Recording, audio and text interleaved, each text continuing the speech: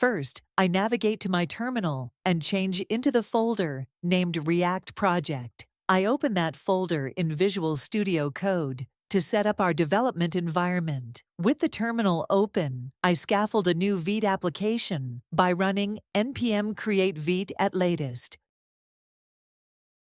I name the project React Project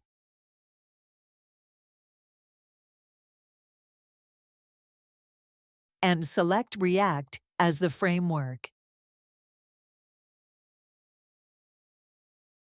Next, I choose the appropriate React variant that fits my project requirements. Once Vite generates the boilerplate, I move into the project directory with cd react project. Then I install all dependencies using npm install. This populates our package .json with everything we need.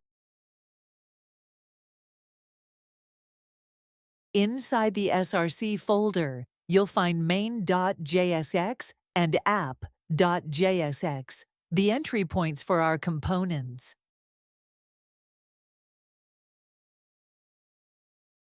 Now, I start the development server by running npm run dev. The app opens in the browser at localhost 5173, displaying the default Vite React template. I make a quick change in app.jsx.